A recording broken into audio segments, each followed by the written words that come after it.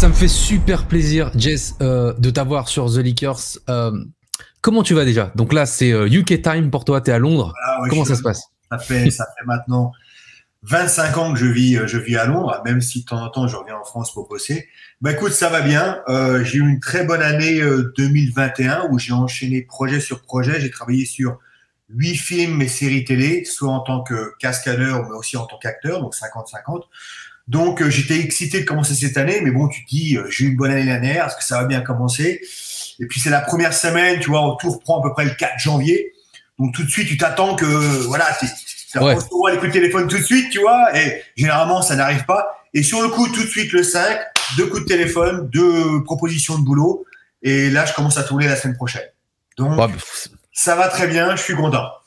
bah écoute, c'est mortel. Alors, comme tu le disais justement, stunt, cascadeur, acteur. Donc 2 carrières. Mais avant ça, quand même, on va rappeler quand même que t'es quand même un vétéran de l'UFC, un des premiers Français à avoir intégré le MMA. T'as plus de 80 combats, amateurs professionnels, kickboxing, Muay Thai. Ça, c'est ta carrière avant le cinéma. Tu peux nous faire une petite rétrospective rapidement pour tous ceux qui nous regardent? Ouais, enfin, moi, j'ai toujours voulu faire du cinéma, en fait. Je n'ai jamais voulu devenir combattant professionnel. C'est un petit peu arrivé par hasard. J'ai fait des arts martiaux parce que j'étais passionné d'arts martiaux. J'ai fait des combats parce que initialement, je voulais tester mes techniques martiales pour voir ce qui marchait pas. Et puis j'ai voulu me lancer dans le cinéma, mais bon, le cinéma c'est compliqué, tu sais comment c'est. Et puis les arts martiaux m'ont donné la possibilité de pouvoir m'exprimer, c'est-à-dire qu'en allant sur le ring, c'était un peu comme si j'étais sur une pièce de théâtre où lorsque je donnais des coups de pied spectaculaires, il y avait la réaction des spectateurs, et c'est plus cette raison pour laquelle j'ai fait de la compétition. Et puis très très vite, les combats sont enchaînés, surtout que j'ai beaucoup voyagé avec un pacta sur mon épaule. Je suis parti vivre en Chine, je suis parti vivre aux USA avant ça, je suis parti vivre au Japon. Et puis lorsque je faisais des arts martiaux, bah j'avais la possibilité de aussi faire des combats dans tous ces pays-là. Donc et puis tout d'un coup, tu t'aperçois, merde, ça fait 25 ans que je fais de la bagarre.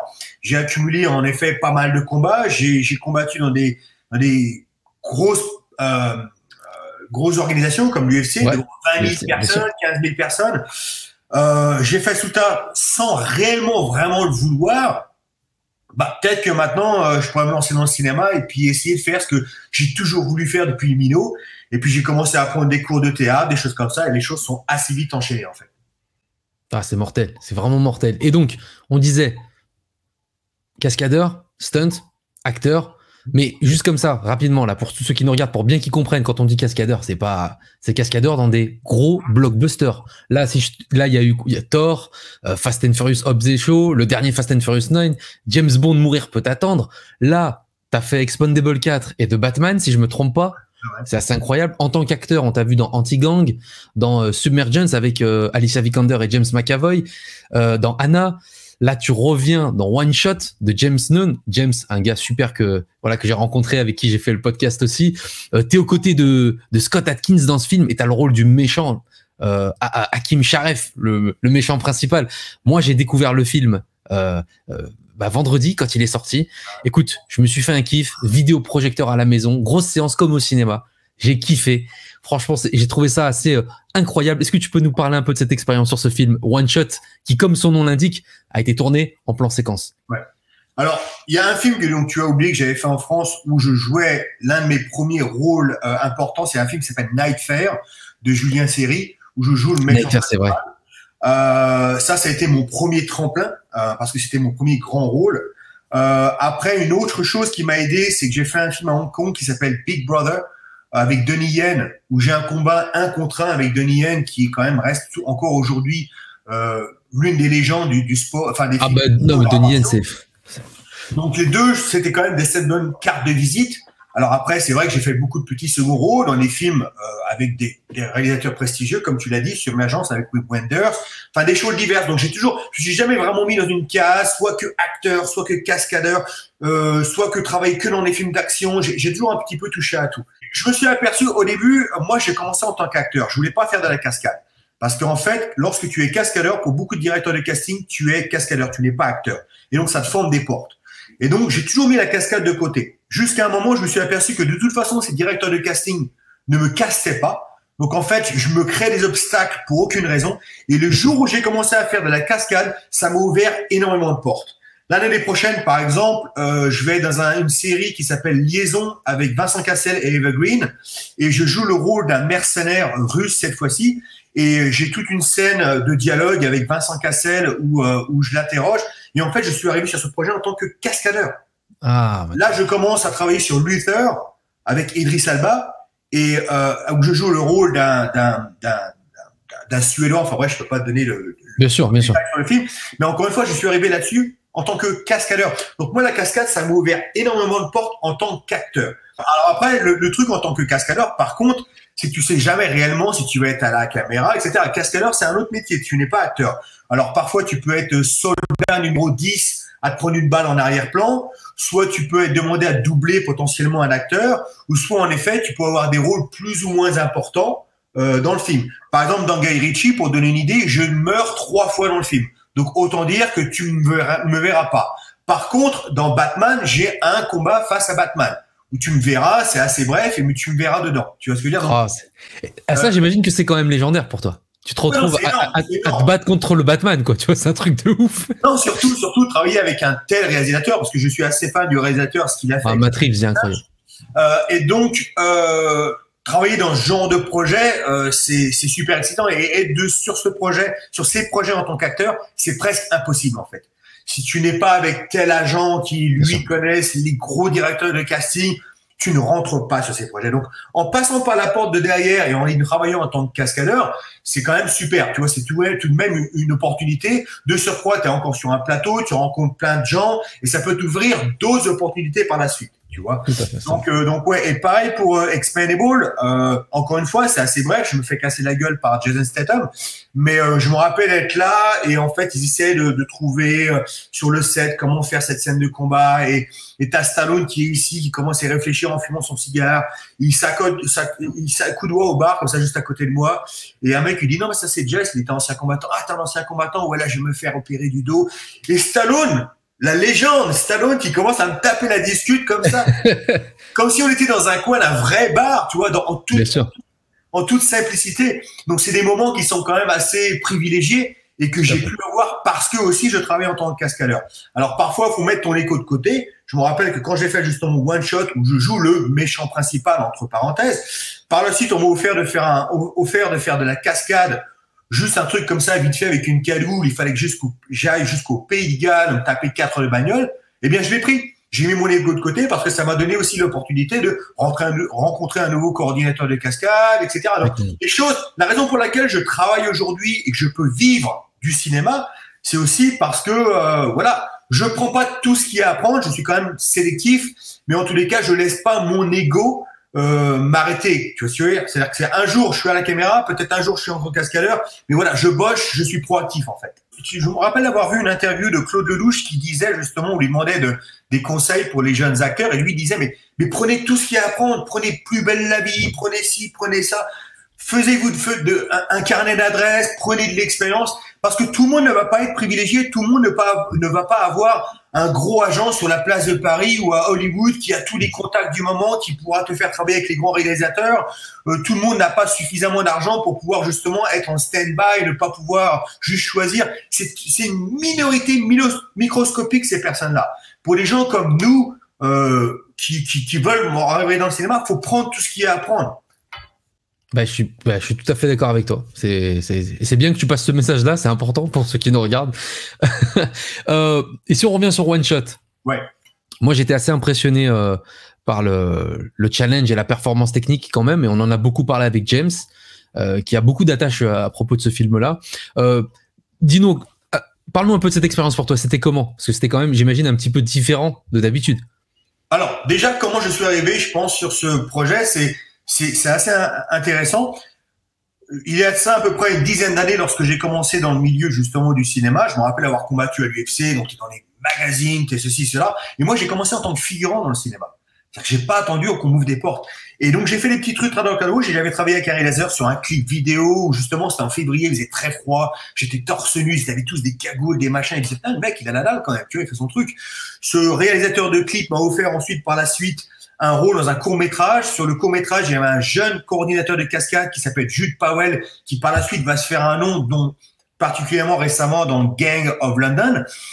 Il est invité dans le podcast de Scott Adkins. Après le podcast, ils discutent tous les deux. Scott Adkins lui dit qu'il prépare un film. Et il lui dit, est-ce que tu as déjà entendu parler de Jess? J'ai bossé avec lui 10 ans avant. Tu vois, c'est un procédé de 10 ans, en fait. Il dit, mais c'est qui Jess, en fait? Ah, il a travaillé avec Donnie Yen, machin truc, voilà sa gueule. Ah, bah, cool. Et donc, il donne ma photo à James. James demande à me caster. Je fais les essais. Ils sont convaincus par les essais. Et c'est comme ça que je me suis retrouvé sur le projet.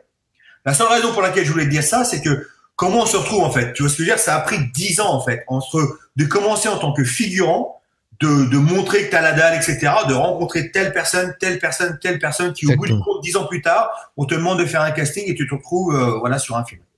Alors après, voilà, c'est comme tu l'as dit, c'est un plan, le film est supposé être en plan séquence, je pense que tout le monde maintenant sait comment ça marche. Hein. Bien sûr.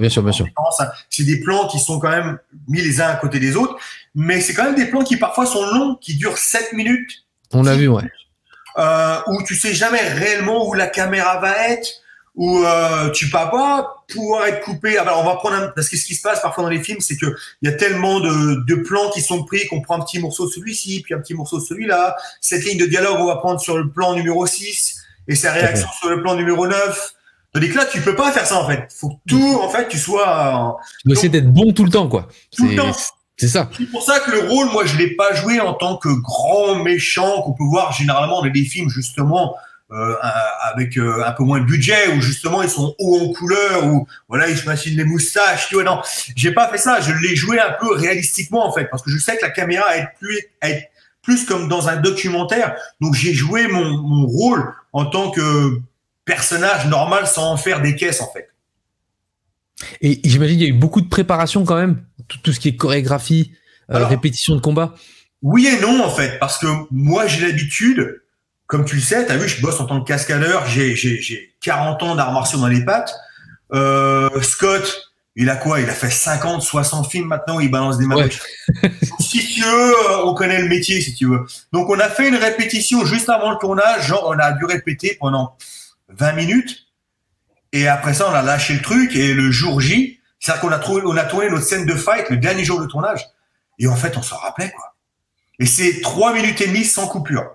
C'est-à-dire que j'ai vu, j'ai kiffé. Pas de coupure. Et en fait, je crois qu'on a dû faire 9 prises. Et la 8e prise, celle qui est dans le film, j'étais pas très content.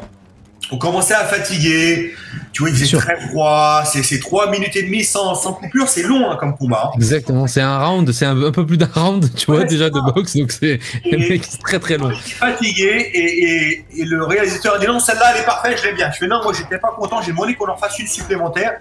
Et la dernière prise qu'on a faite était impeccable. Tout marchait bien, Et en fait, le réalisateur n'a pas choisi cette prise-là. Il a choisi la prise d'avant.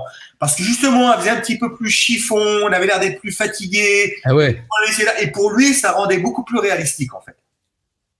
Bah écoute, je l'ai trouvé génial, mais en tout cas, cette prise. Mais tu sais, il en parlait justement, avec James, on en parlait de parfois, ce qui peut être compliqué dans ce challenge de plan séquence, c'est que quelqu'un va être bon, et à un moment donné, quelqu'un va peut-être se tromper, et ah putain, c'était mon meilleur truc. Alors, il y a une espèce de frustration, bon, et ça, c'est plutôt dur, et c'est ce qu'il expliquait. Donc, je peux comprendre, tu vois, ça rejoint un peu ce que tu dis, ça corrobore ce que tu dis, mais en tout cas, franchement, dans la scène, et justement, elle est vachement réaliste, parce que tu sais, on est à la fin de la journée, c'est le combat, c'est le dernier combat, donc il y a un côté très réaliste, quoi. On sent que les mecs, ils ont souffert pendant 1h30, tu vois, tout le long du film, c'est assez ouf. Non, c'est. Après, c'est de la bagarre aussi paramilitaire, si on peut dire ça comme ça, quoi. C'est pas exactement. Quoi. Donc, on pouvait pas se permettre de faire ce que Scott fait habituellement, des choses beaucoup plus spectaculaires. Bien sûr. Là, j'ai viens de faire un film indien qui s'appelle Ganapath avec Tiger Shroff. Et là où je fais des techniques beaucoup plus martiales, parce que c'est un film d'arts martiaux, en fait, tu vois. Donc là, c'était un peu différent. Après, dans ce film-là aussi, vu comme tu l'as vu, il y a des très longs plans séquences, parfois qui durent encore une fois jusqu'à 10 minutes. On s'est aperçu que le dialogue qui était écrit dans le scénario, parfois, ne permettait pas de pouvoir marcher de A jusqu'à B. Et donc, j'ai dû réécrire et improviser à environ 50% de mon dialogue dans le film. Et ça, c'est cool. Tu avais cette liberté-là un petit peu. James vous faisait confiance et tout. Ouais. Ça, c'est top. La première fois qu'on s'est vu, je lui ai demandé, je me rappelle la première scène qu'on a vue, c'est lorsque je prends ce jeune homme à côté de moi, que je l'embrasse, je le prends dans mes bras et je marche avec lui jusqu'au moment où je vais mettre la bombe sur lui. y a pas mal de temps en fait. Et en fait, je me suis aperçu que le dialogue, il n'y en avait même pas pour un tiers de ce qu'on avait à faire en fait. Donc j'ai donné quelques idées à James. Je lui ai dit est-ce que tu peux réécrire du dialogue, etc. Ils ont réécrit les trucs et à partir de là, même moi, j'ai réimprovisé dessus. À partir de ce moment-là, James m'a fait confiance. Il m'a fait écoute, fais avec ce que t'as.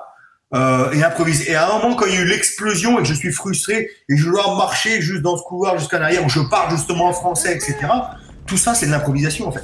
Et à ce moment-là, il me faisait confiance. Il a dit, bon, ok, il a compris son personnage, il a compris ce que c'était le film. Et il me laissait organiser, improviser. Parfois, il me disait, pas cette nique-là, dis ça autre chose à la place de ça, etc. Donc, il y avait un échange. Mais ouais, j'ai facilement improvisé 50% de mon dialogue dans ce film. C'est bien, et ça donne ce côté, justement, tu disais réaliste, quoi. On sent, voilà, on a vraiment l'impression que c'est une caméra embarquée qui vous suit tout le long. Et moi, j'ai vraiment été agréablement surpris par One Shot. Et de toute façon, quand j'ai vu le projet arriver, j'ai contacté James direct. J'ai dit, voilà, ça, c'est le genre de projet auquel je veux parler dans mon émission parce que voilà. Et après, il m'a dit, mais tu sais qu'il y a un Français dedans? Je dis non. Et je savais pas au début, tu vois, parce que sur le casting, bon, on avait en tête d'affiche Ryan, Philippe, Ashley et Scott. Et je dis, mais attends, il faut que je le contacte direct. Et ben, du coup, je l'ai contacté direct, obligé. En plus, vétéran. Tu l'as vu en français? Excuse-moi? Tu l'as vu en anglais ou tu l'as vu en français? Alors justement, j'étais pas tout seul ce week-end. Alors moi je suis bilingue, donc j'ai aucun souci avec ça. J'adore regarder. Alors je l'ai vu en français. Okay. Et bon, c'est pas toi qui te double. C'est pas toi qui te double hein, sur la version française. On est d'accord? Voilà, d'accord. Ça doit être une expérience assez marrant à entendre. Tu vois, pour toi, non? Oui, j'ai juste écouté la bande-annonce française où il dit une ligne de dialogue, mais ils ont quand même pris un acteur qui avait un peu du coffre, si tu veux. Ah ouais, non, ça le fait. Il y a un côté badass et tout. Non. Tu l'aurais vu en VO, tu te serais aperçu qu'en fait, à un moment, je parle français dans la version anglaise. Et en fait, tout le monde parle anglais, etc. Et à un moment, je parle dans le couloir, et je dis, oh, bordel de merde, etc. Et donc, tu te serais aperçu là, mais merde, c'est un français, lui, qu'est-ce qui se passe? Ben, exactement, voilà, c'est ça. En français, ça n'a pas de sens. Donc, ouais, je comprends que tu peux pas. Non, mais il faudra que de toute façon, j'ai prévu de me le remettre en VO, ça c'est clair et net. Il y a plusieurs marchés dans le cinéma, on le sait. Il y a les, comme One Shot, c'est des films directs pour le marché de la VOD, DVD, les plateformes de streaming, et puis t'as les gros blockbusters. Les ambiances sur le plateau, j'imagine que ça n'a rien à voir, c'est le jour et la nuit. Non, ça n'a rien à voir. Après, c'est vrai, quand tu arrives sur des gros films, même en tant que cascadeur parfois, sur des films à 200 millions de dollars, des Fast and Furious, etc., t'as les grandes loges, t'as ceci, cela, t'as des cantines, mais je t'explique même pas, juste le budget. Le budget cantine, c'est le budget de One Shot, en fait, tu vois ce que je veux dire. T'as en longueur de journée des gens qui te font des cappuccinos, des machins, des trucs, ça n'a rien à voir. Et c'est des films qui sont tournés en 6 mois, tu vois. Ouais. Sans parler des préparations, des fois, les préparations, c'est même 2 mois à l'avance. C'est vrai. Donc c'est 8 mois pour un film, un truc comme Fast and Furious, c'est 8 mois, tu vois. Ouais, un truc comme One Shot, c'est tourné en 20 jours, 22 jours. Tu vois, c'est ça la différence, tu vois. Donc c'est pour ça que quand je vois déjà, il y a des gens qui ont compris, qui aiment les films à petit budget, qui aiment les films VOD, qui aiment justement c'est des films qui sont plus singuliers, tu vois. Et il y a des gens qui recherchent ça, justement, quelque chose de différent. Et ils ont compris que c'est pas des films à 200 millions de dollars, c'est des films qui coûtent pas 10 fois moins cher, mais parfois 100 fois moins cher. Bien sûr. Ils l'ont compris. Et à côté de ça, t'as d'autres personnes qui comprennent pas. Ils regardent les bandes annonces, ils disent ah ça fait cheap, c'est pas terrible, ça se voit qu'ils ont pas de budget, mais on sait qu'il y a pas de budget. Tu veux dire, on n'essaie pas de tromper les gens. Ça reste tout de même des fans réalisateurs. Tu sais, les gens qui font ce genre de film là, c'est pas des gens qui font des films pour l'argent. C'est des films qui font des films pour la passion, en fait. Tu vois ce que je veux dire? Alors, parfois, ouais, c'est pas terrible. Parfois, les réalisateurs sont pas très bons. Mais en tous les cas, il y a une certaine passion qui se dégage derrière. Et t'as une audience pour ça. Et les gens, je pense que certaines personnes ressentent ça, en fait. Ben, tout à fait. Et moi, je fais partie de ce public-là, tu vois. C'est-à-dire que moi, j'adore les films en VOD, les action movies, les séries B comme ça, tu vois. C'est vraiment quelque chose qui me parle. Il y a un autre studio aussi avec lequel je suis proche, que j'aime beaucoup, c'est Asylum Studio, tu vois. Eux, ils font carrément des séries B, par des séries Z de films d'action, tout ça. Mais je trouve ça génial parce qu'ils le font, tu vois. Et il y a un public pour ça et je trouve que c'est vraiment entertaining, tu vois. On est vraiment dans l'entertainment pur et dur. C'est un truc que tu regardes et tout, tu te le passes comme ça, c'est marrant. Et moi, j'aime beaucoup ça. Et par exemple, tu vois, Scott Atkins, tu vois, c'est quelqu'un qui a vraiment une carrière dans la VOD. Mais enfin, je veux dire, le mec, c'est le numéro 1, on va dire, là-dedans, tu vois. Ouais. T'as aussi, voilà, c'est. Mais après, tu sais, les films de série B dans les années 80, c'est les premiers films qui sont sortis en cassette vidéo. Et c'était justement les films de la Canon, les films de Van Damme, les films de Chuck Norris. Delta Vidéo, distribué par Delta. Mais à l'époque, 1 million de dollars, tu pouvais réellement faire un bon film. Tandis qu'aujourd'hui, avec 1 million de dollars, tu peux plus faire de film. Les gens ne réalisent pas qu'un million de dollars, ça veut plus rien dire de nos jours. Ça veut plus rien dire. Donc c'est compliqué de faire des films. Il faut que tout le monde presque fasse du bénévolat sur le tournage pour pouvoir faire un film de 1 million de dollars. Les gens ne réalisent pas que un film en France, même des trucs qui sont pas terribles, ça coûte 20 millions, quoi. Et des fois, c'est pas terrible. Quand je dis aux gens, regardez le film de Luc Besson qui s'appelle Lucy avec Scarlett Johansson. Ce film-là coûte plus ou moins le même prix que Red Dingue avec Danny Boone. Ouais. Les films n'ont rien à voir, on est bien d'accord. D'un côté, que tu aimes ou pas, on s'en fout, c'est pas ça qui est important. Bien sûr. Mais d'un côté, t'as Scarlett Johansson, une star internationale, Morgan Freeman. T'as des bagarres, t'as des machins, ça part dans tous les coins. Et l'autre côté, t'as un film de Danny Boone, Poète Poète Tagada, tu vois. Et les films coûtent le même prix. Tu vois ce que je veux dire? Ouais. Donc, qu'est-ce qui se passe? Où va l'argent? Tu vois ce que je veux dire? Donc, c'est compliqué de faire des films aujourd'hui. C'est et ouais, non, c'est pour ça, pour en revenir à ce que tu disais, les films de série B aujourd'hui, ça devient de plus en plus compliqué parce qu'avec 1 million de dollars, tu peux plus rien faire en fait. Faut que tu filmes. Parfois, Scott, il fait des films en 15 jours. Quoi. Ouais, bah oui, de ouf, c'est ce qu'il me disait. Ouais, tout à fait. Comment tu peux faire un film en 15 jours? Parce que là, c'est compliqué, tu vois. Et c'est vrai que pour en revenir à ce que tu disais, Scott, ce qui est assez marrant, et tu vois ces films, même Van Damme à son époque, c'est-à-dire que tu vas dans n'importe quel pays, surtout en Afrique ou en Inde, ou tu vas dans n'importe quel village, ils savent qui c'est Scott Adkins. Ah oui, bah oui, ça y est maintenant. Ces gens-là n'ont aucune idée de savoir qui est le gars qui a gagné un Oscar l'année dernière. Ils jouissent d'une popularité, mais que tu peux même pas examiner. C'est-à-dire qu'il n'y a aucun qu'une star, tout ce qu'on peut appeler les bankable, le top 10 des bankable d'Hollywood aujourd'hui, sont moins connus que Scott Adkins. C'est des héros populaires. C'est un héros populaire, Scott Adkins. C'est le Van Damme d'aujourd'hui, tu vois, pareil. Ah ouais, c'est vraiment ça. Et Scott est d'une gentillesse incroyable. C'est-à-dire que parfois, les acteurs, lorsque tu vois, fait des interviews, tu les vois voilà, à l'écran, et quand tu les vois en vrai, ils ont strictement rien à voir. Et Scott fait partie de ces gens, ce que tu vois à l'écran, c'est ce qu'il est dans la vie. Il est d'une simplicité extraordinaire, il est d'une gentillesse extraordinaire, il est vraiment super comme gars. Et donc, de toute façon, l'ambiance est cool. Tout à l'heure, tu disais, tu vois, autant ça se passe super bien avec Scott Adkins, autant tu te retrouves à parler combat, tu vois, sur un bar avec Stallone. Stallone a beaucoup de respect pour les combattants, ça on le sait. C'est quoi la suite pour toi? Tu te bats contre Batman, t'es avec Stallone, tu te bats contre Scott Adkins, c'est quoi la suite pour toi? Ouais, bah, écoute, à l'écran, ce qui est déjà filmé dans la boîte, on va pouvoir me voir en 2022. On pourra me voir dans une série qui s'appelle Liaison, donc avec Vincent Cassel et Eva Green. C'est pour Apple TV, donc on pourra me voir là-dedans. On pourra me voir aussi dans une série qui s'appelle Irma Vep avec Alicia Vikander pour HBO Max, où je joue un acteur qui s'appelle Satanas sur 2 épisodes. Donc on pourra me voir là-dessus. On me verra aussi dans un film qui s'appelle Ganapath, donc avec Tag Shroff, qui est un film d'arts martiaux, c'est un peu le bout de sport, rencontre Mad Max. Ça sortira le 23 décembre 2022 et je crois que ça sera sur Netflix aussi. Là, en ce moment, je suis en train de tourner Luther, donc avec Idris Elba, donc la version originale, pas la version française. Et ça sortira, ça aussi, c'est un film. Donc le film Luther, ça sortira fin d'année sur Netflix. Ça, c'est tout ce que j'ai en tant qu'acteur. Un autre film aussi qui s'appelle Death Do Us Apart, une comédie avec des zombies qui devrait sortir aussi cette année. Donc tout ça, c'est en tant qu'acteur. Et en tant que cascadeur, pas mal de trucs, comme tu l'as dit, Batman, Expendable, des choses comme ça. Donc pas mal de choses en fait. Donc voilà. Et puis cette année, on espère qu'on va continuer à enchaîner, quoi. Bah c'est super. En plus, tu te retrouves dans des gros films de studio, les films de VOD, HBO Max, Apple Plus, comme tu disais, Netflix. C'est vraiment, tu vois, t'es bien là.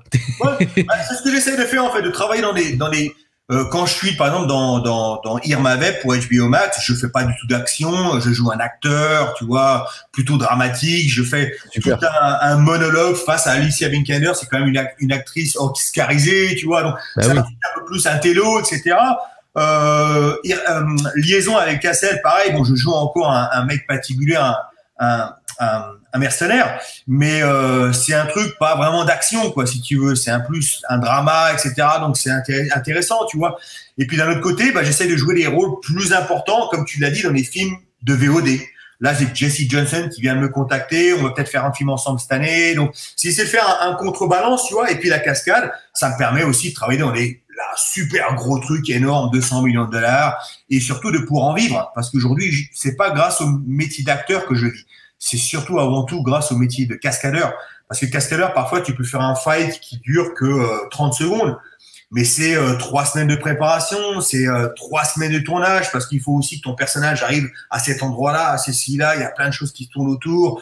Donc voilà. Donc financièrement parlant, en tant que cascadeur, parfois c'est plus intéressant. Je me suis vu parfois refuser des rôles en France parce qu'on voulait pendant 5 jours sur une période de 3 mois, où je me suis dit en fait ça va casser les couilles. Pendant ce temps-là, je pourrais faire de la cascade et gagner ma vie en fait, tu vois. Et en France, c'est toujours compliqué parce que vu que justement je vis à Londres. Ils veulent jamais payer les Eurostars, ils veulent jamais payer l'hôtel, ils veulent jamais. Alors sur HBO, ça s'est passé parce que c'est une prod américaine. Mais là, pour revenir justement pour une anecdote, on m'a proposé un film Netflix tourné en France avec l'une des plus grosses stars françaises. Je ne dirais pas qui c'est. Bien sûr, il n'y a pas de souci. Super bankable, un top 5 bankable en France. Donc tu sais qu'il y a de l'oseille, tu vois. Donc ils m'ont contacté, ils m'ont demandé de faire un casting. Ils ont fait pas mal de castings avec des mecs sur la place de Paris, donc dont Dave Schulka, je connais. Et le réalisateur m'a choisi moi. Formidable. La prod me contacte, il dit tout de suite on vous dit on va pas payer l'Eurostar, on va pas payer l'hôtel. Est-ce qu'il pourrait rester à Paris pendant 4 mois pour 7 jours de tournage? Je dis mais vous êtes des ouf vous. Il veut pas payer pour les Covid tests, il veut rien payer en fait. Donc je leur ai dit bah non, c'est pas possible. Tu vois, c'est pas possible. Et donc ils ont pris un autre acteur. Juste après ça, on me propose de faire de la cascade au Pays de Galles, comme je t'ai dit.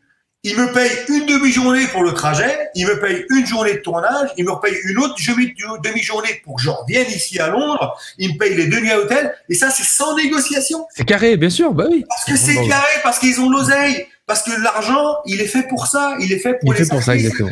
Sauf qu'en France, quand ils reçoivent le budget, t'as tous les gens qui mettent de la thune dans leur poche, et ils disent bon, maintenant, on va faire le film avec le reste. Il va être rapide surtout, tu vois. Même moi, je connais des gens à qui on offre des rôles pour la télévision française. Mec, maintenant, les mecs, ils sont payés comme des silhouettes. Et c'est des acteurs. Tu vois. Donc, moi, c'est pour ça que j'aime travailler ici avec les anglo-saxons, parce que c'est carré, mec. C'est carré, il n'y a pas de mais en plus, il y a pas machin. Non, mais en plus, t'es à Londres. C'est pas anodin. Et en plus, il y a toutes les plus grosses productions maintenant qui se passent à Londres. C'est-à-dire, tous les films américains viennent tourner à Londres, tu vois. Donc t'es bien, en fait. C'est mortel. Pinewood, c'est reconnu dans le monde entier. Ils ont tout tourné à Pinewood, énormément de films. Maintenant, Pinewood, ça appartient à Disney. Disney a loué. Pinewood, c'était l'un des plus gros studios d'Europe. Disney a loué Pinewood pendant 8 ans. Pinewood, c'est qui Disney. Donc, tu avais un autre studio qui était pas mal à l'époque, qui s'appelait Shepperton, qui a énormément grandi. Maintenant, c'est Netflix. Ils ont tout raflé Shepperton. Donc, maintenant, tu as des vieux studios qui étaient perdus, que plus personne n'utilisait, qui sont maintenant reconstruits parce qu'il y a tellement de choses qui se tournent ici, mais constamment. Sans parler de l'Irlande et tous ces endroits-là où, voilà, tu as Game of Thrones, tu as Lord of the Rings. Il y a Witcher, là aussi. Witcher, c'est là-haut. Enfin, tout se passe. Ouais. Ça n'arrête pas. Ça n'arrête pas. Donc, ici, il y a vraiment une plaque tournante. Il y a énormément de Français qui viennent ici. Énormément de Français, des cascadeurs qui viennent ici. Parce qu'ils se disent, il y a du boulot, quoi. Bah ouais, grave. Ils travaillent. Parce qu'en plus, ils sont bons, tu vois. Donc, non, il y a du taf, il y a du taf. Après, il faut aussi en vouloir. C'est-à-dire que moi, c'est quand je suis passé, par exemple, à la cascade, je te dis ça comme si ça a été, je suis passé comme ça du jour au lendemain. Non, il a fallu que je m'entraîne, que je fasse mes preuves, que, tu sais, pour eux, les gens de la cascade, ils disent, oh, un combattant, il va être bizarre, ils se disent Conor McGregor, tu vois, il va avoir le sang chaud, il va perdre son sang-froid avec des producteurs, avec des réalisateurs, des acteurs, il va pas contrôler. Donc, il a fallu que je fasse mes preuves, tu vois. Et au début, moi, quand je suis arrivé sur les tournages, je faisais pas de la bagarre. J'étais en arrière-plan, j'allais chercher les cartons, je mettais les cartons, je nettoyais les tatamis, voilà. Il a fallu que tu fasses tes preuves, tu vois. Et à un moment, ils disent, bah, en fait, le gars, voilà, il est cool. Et au fur et à mesure des années, maintenant, on m'appelle, justement, pour balancer une idée de dialogue, pour que je me fasse péter la gueule par tel ou tel, etc., tu vois. Mais encore une fois, ça prend du temps. Donc, quand je dis il y a beaucoup de Français qui viennent ici et qui bossent, ça n'arrive pas comme ça du jour au lendemain aussi, tu vois. Et les Français, il faut aussi, eux aussi, qu'ils fassent leurs preuves. Et la plupart des Français qui viennent ici, cascadeurs, pour bosser, sont aussi très, très bons. Ça, c'est top. Écoute, Jess, en tout cas, merci. Regarde, ça fait plus d'une demi-heure. J'avais compté 10 minutes pour le podcast, mais c'est trop bien, tu vois. Il y a tellement de choses à dire, en fait. Donc, c'est mortel. Écoute, je te remercie. En tout cas, qu'est-ce que je peux te souhaiter de mieux du mieux, en fait. Pas de mieux. Que du mieux. Comme ça. Moi, tu sais, j'ai pas l'ambition de devenir une star de cinéma. Du moment que je peux travailler dans ce métier, faire ce que j'ai toujours voulu faire depuis Mino. Moi, je me rappelle quand j'étais gamin, je remarquais tous les hommes de main qui étaient en arrière-plan. Je dis, ah putain, j'aimerais bien faire ça. Je me rappelle un mec qui s'appelait Al Long à l'époque, un asiatique avec des cheveux un peu longs, un petit peu dégardés sur le dessus avec une moustache. Il est dans Piège de cristal, il est dans L'Arme fatale, il est dans Jack Burton entre les griffes du mandarin, il est dans Rapid Fire. Je dis, putain, j'aimerais bien faire ça. Rapid Fire avec Brandon Lee. Oh là là. Tu vois, et aujourd'hui, je fais ce que ce mec-là fait, quoi, tu vois. Donc, tout ce que je veux, c'est continuer à faire ce que je fais aujourd'hui, faire tout un panel de projets différents, que ce soit dans l'action, dans autre chose, des petits rôles, des grands rôles. Moi, si ça continue comme ça, je suis heureux. Ah, écoute, Jess, franchement, merci encore d'avoir pris ton temps. On reste en contact, de toute façon, on est connectés, nous. Ouais. Et je te tiens au courant quand la vidéo sort sur la chaîne, je t'enverrai le lien et tout.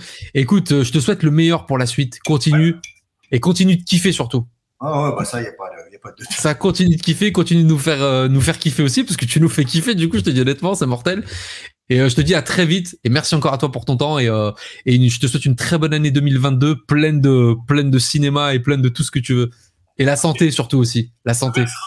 Allez, ciao. Merci à toi mon gars, ciao.